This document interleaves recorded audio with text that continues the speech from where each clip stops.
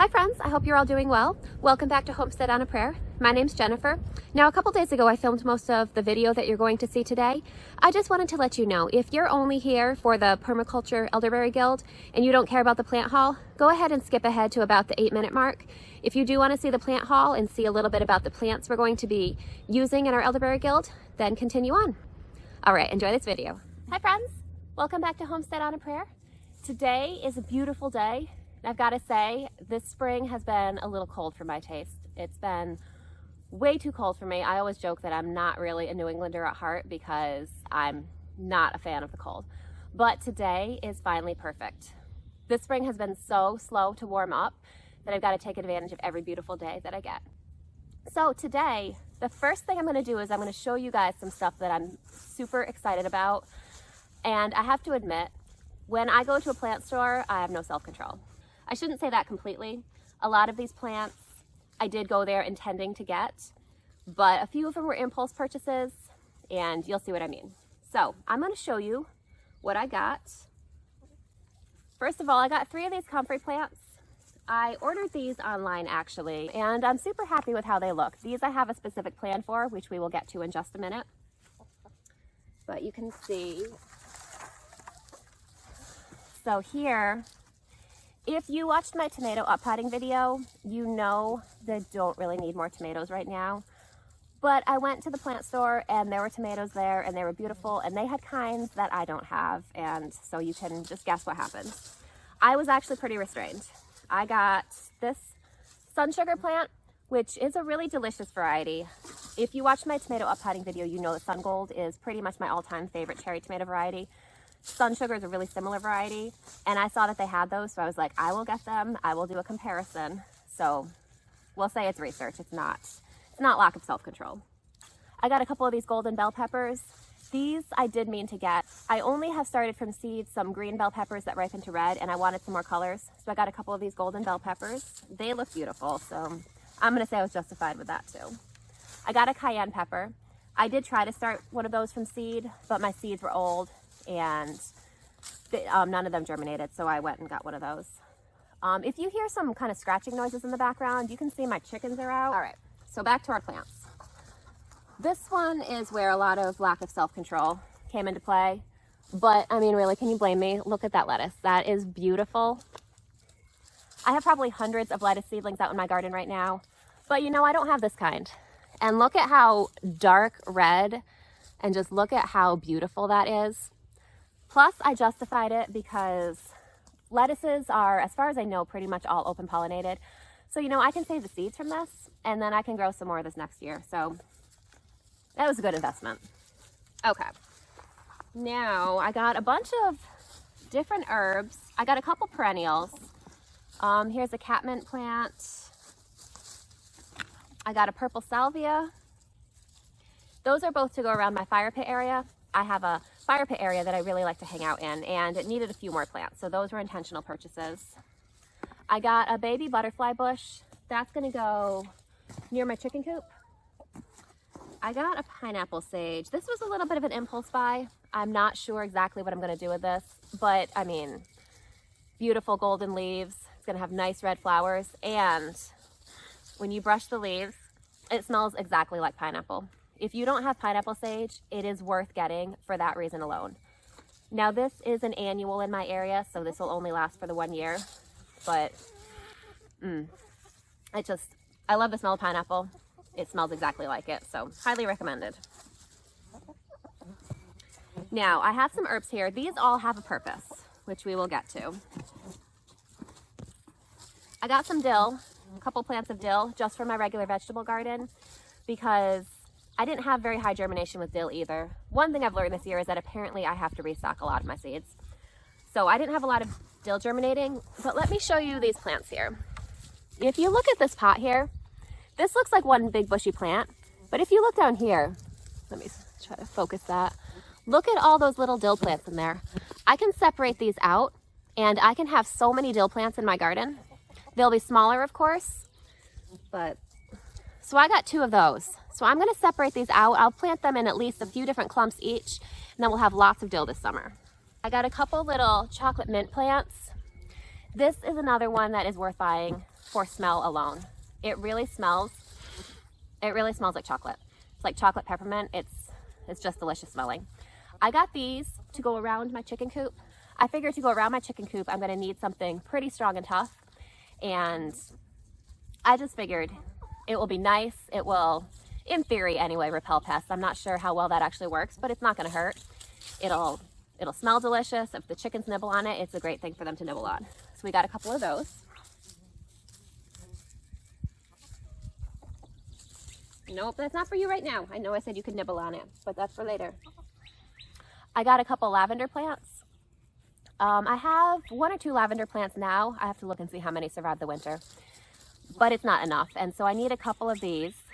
These, I like to put little sprigs of lavender in my chicken coop. It just helps it smell nice. I don't know if it actually does anything for the chickens or not, but I figured it's not gonna hurt anything. It helps it smell nice. I enjoy it. And then these little buds here, when your lavender gets buds, it's great to use medicinally. We may talk a little bit about that in a later video, but either way, it's just a great plant. It attracts lots of pollinators, so it's an all-around good plant to have. I got this plant of chives here. Now, chives are not a plant that I really need. I have a huge, oh, my chickens are scratching. That's probably kind of loud right now. They're right under here. You can't see them, but they're right under the camera. So I have a big clump of chives in my vegetable garden. This I have another plan for, which we're going to get to in a minute, but I just wanted to show you. Look at this. I can break this up exactly the same way that I can with the dill, and this will make a lot of little chive plants. So this is really a great investment. This plant I think was like $1.50, and I could break this up, and I'll probably break it into maybe 4 plants, but I probably could break it into 10 if I wanted to. So that's one thing you can look for to save a little bit of money. Sometimes you can find plants that have multiple plants growing, or a larger plant that can be split. I really want probably about 4 chive plants, but rather than buying 4, I'm just gonna split this one into 4 and then just use a little patience and wait for it to grow. All right, I got a couple rosemary plants here. Rosemary is something I always like to have growing. Now where I am in Connecticut, we're in zone 6. So rosemary is not a perennial here. I wanna say it's hardy to zone 7. So it won't usually survive the winters here. So I usually grow one in a pot that I can bring inside for the winter, and so I can have rosemary all winter. I did have one. It finally died this year. I think I had it for about 3 or 4 years. So I'm gonna put one in a pot so it's already ready to go inside for the winter. And I'm gonna grow a second one in the ground just because it's been my experience that they tend to take off a little bit more in the ground. The last group of plants that I got, this is so pretty. Look at that silver thyme. It's just got this little white edging on it. I just think it's beautiful. So I wanted some thyme for a specific purpose. Thyme's another plant that I have lots of in my garden, but we're about to get to the specific purpose that we need this for, which is really exciting. So I have 3 thyme plants here. So I'm going to show you guys now what I'm planning to do with all these herbs that we got. So let's take a look. So if you watch my garden tour video, you'll remember that I have some elderberries over here on the side of this backyard where my chickens have access. You'll notice if you watch that video, I did mention that one of the big projects I had on my list was putting up some fencing to keep my chickens away from all my plants here. So I did get that done finally, and now my plants are safe for my chickens. But that's not the end of the project that we have planned here. So let me say first of all that I'm not an expert at all when it comes to permaculture, but it makes a lot of sense to me. I mean, if you look at these plants out in the wild here, out in the woods, they do not rely on us for anything. They just grow. And the idea of permaculture is to create a kind of sustainable system like that within your garden of plants that you grow, but you grow them in a way that they can be self-sustainable and they can sustain themselves without as much intervention from you. And so as I've mentioned, I am far from a permaculture expert, but I've been reading about it and I'm going to try to do a little bit of hands-on learning. As much fun as it is to research and as much as you can learn through research, I find that I personally, sometimes I get paralyzed by too much research. And I find that I learn best when I do a little bit of research and then I say, okay, I've got the baseline knowledge. Now it's time for me to really put this into practice as much as I can. And honestly, what do you have to lose? I mean, if this goes wrong, I'm out a few dollars for the plants that I spent, I'm out a little bit of time. but I think it's worth it for the lessons that I learned. So the idea with a fruit tree guild is that you want to surround your plant with plants that are going to help it grow. So there's a variety of categories of plants, and you want to make sure that you get at least one plant from each category to surround your fruit tree. So one of the categories is an accumulator. Basically, that is a plant that has deep roots that'll reach down into the soil and pull up nutrients that most plants can't reach and make them more accessible for the other plants. So one of the perfect plants to fill that role is comfrey. So you can see I got 3 comfrey plants here. I have a total of 6 plants over here, or 6 bushes, I should say, the 6 stars of my guild that I'm trying to make. I have 5 elderberry plants, and I have 1 currant bush. So I'm going to space out my comfrey so that it's fairly close to each of the plants. Basically, comfrey is a great plant to use for this. It's probably one of the most commonly used plants in permaculture. So I have 3 of them. I would have liked to have gotten a few more. But from what I've heard about comfrey, it tends to spread, and so hopefully, I'm hoping for a little bit of spreading. Hopefully I'll be able to divide it and create more over time. So the idea with the comfrey plant, you can see here, it has a really long taproot. It reaches deep into the soil, pulls up nutrients, and then because this is a deciduous plant, it's going to drop all of its leaves in the fall. So, and all of the nutrients that it pulled up during the season are now contained in those leaves. When it drops its leaves, it's going to basically create a mulch around your fruit tree or your fruit bush. And as it decomposes, those nutrients will be released into the top layer of the soil where your fruit tree can access them. So that's one category that we want. Another category that we want is a pest repeller. And chives are great for this. Chives, I've tried to choose plants as much as I can that are multi-purpose plants. Chives have a strong scent that can camouflage the smell of possible target plants, so that pests will have a little bit harder time finding them. I'm not sure how well this works, but it can't hurt anything. And chives are also great pollinator attractors as well. They get these nice fluffy purple flowers and they attract pollinators. And so I think it's a great multi-purpose plant because we can eat the chives, they'll spread. And I forgot to mention with the comfrey also, I did mention it that's a multi-purpose plant. This plant is an amazing herbal medicine. This is great for skin conditions, it's great for minor wounds. We'll talk a little bit more about that later in the season. But I'm trying to do as many plants in this guild as I can that are going to serve multiple purposes for me. That brings us to our beautiful silver thyme. So thyme, if you've grown thyme before, you know that it is a great spreader. It will spread, it will create a carpet, it will take over. It's an amazing plant. And for this fruit tree guild, that is exactly what we want. We want something that's going to create a ground cover that's going to help inhibit weed growth, because we don't want to be in here having to weed this all the time. So by planting a ground cover, that helps cut down on the amount of weeds that can come invade the area with our fruit trees. I am going to grab one more ground cover also. If you'll remember from my garden tour that we did about a week or 2 together, I have some strawberry plants in my vegetable garden that I mentioned they really need a new home. And when I decided to try this, I realized this is the perfect home for them because strawberry is a ground cover. It'll spread out and take over and should help inhibit weeds. And then if all goes well in an ideal world, we'll also get the bonus of harvesting some strawberries as well. So another plant that we're going to be using is lavender. You saw this lavender, I just mentioned it a minute ago, and it smells so good. If only you could smell this plant. It just smells so good. It's not even flowering yet, just the leaves smell amazing. This is a great pollinator attractor. So as I mentioned, some of my other plants are kind of dual purpose. The chives will be attracting pollinators as well. The thyme, when it flowers, will attract pollinators. The comfrey will attract pollinators. So this whole area should hopefully be abuzz with bees and pollinators throughout the season. Lavender is great for that as well. And lavender is another one of those strong scented plants that can kind of mask the smell of your target plants so that pests have a harder time finding them.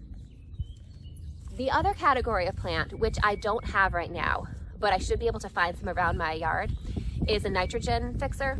You want a plant basically that's going to accumulate nitrogen in the soil. The idea is that between the accumulating plant, which in our case is comfrey, that pulls up nutrients with its taproot, you also want a plant that's going to take nitrogen from the air and deposit it in your soil. The idea is that this whole guild will be self-fertilizing. So it should really require minimal maintenance from us once we really get going with it.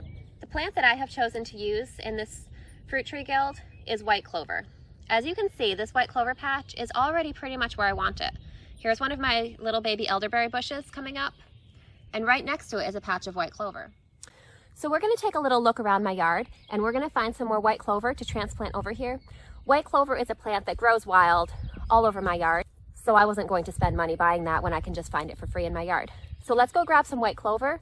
Let's grab the strawberries from my vegetable bed, and then we'll come back here and we're going to start laying out the preliminary plans for our fruit tree guild.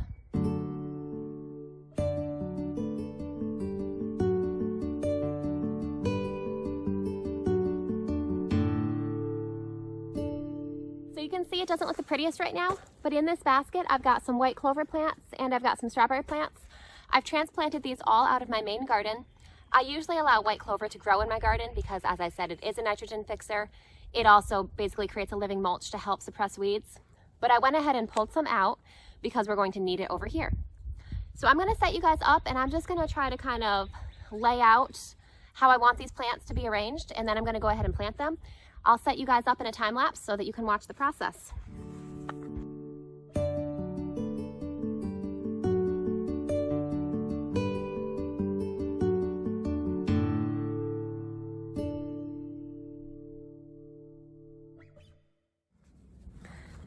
So I just wanted to break in here real quick and show you what I was talking about earlier about the chives. Wow, these are really packed in here. Now look at those roots. This really needs to be broken up. This might be a little tricky because of how dense these roots are. My goodness, that is crazy.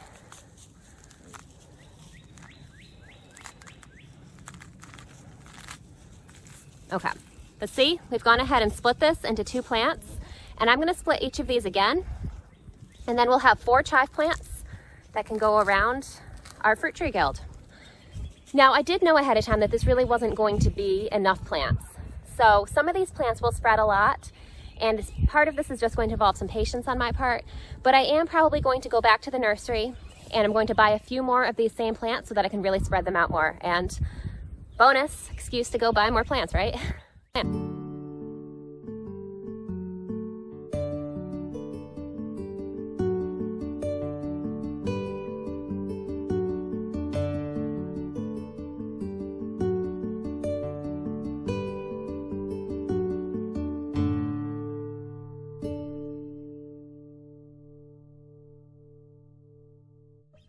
Now, one more principle of a traditional fruit tree guild is that you want to have all of your plants planted within the drip line of the tree.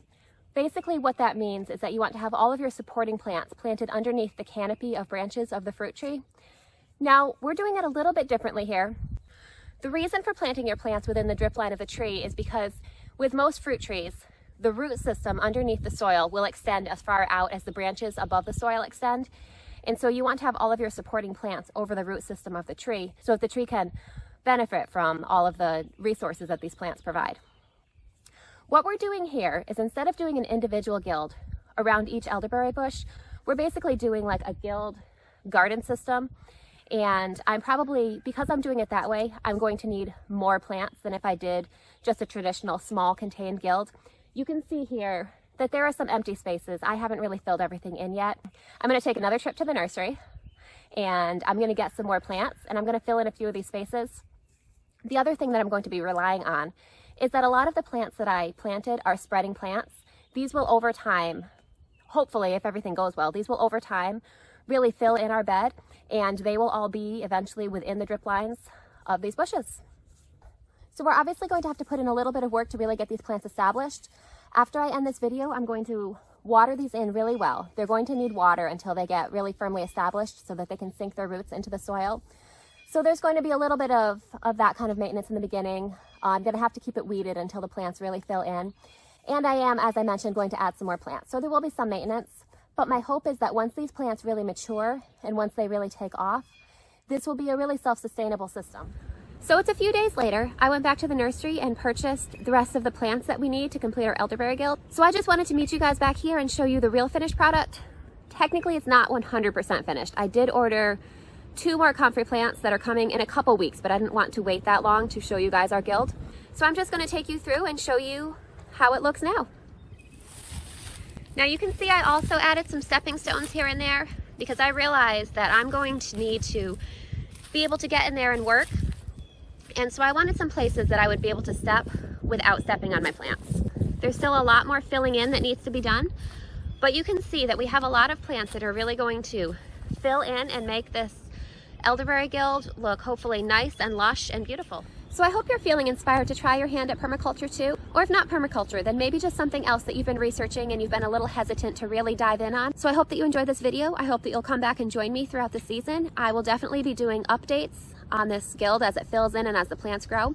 I'll be doing another garden tour probably in a couple weeks when we have a little more going on, and I will be sure to take you guys back here and show you how our elderberry guild is doing.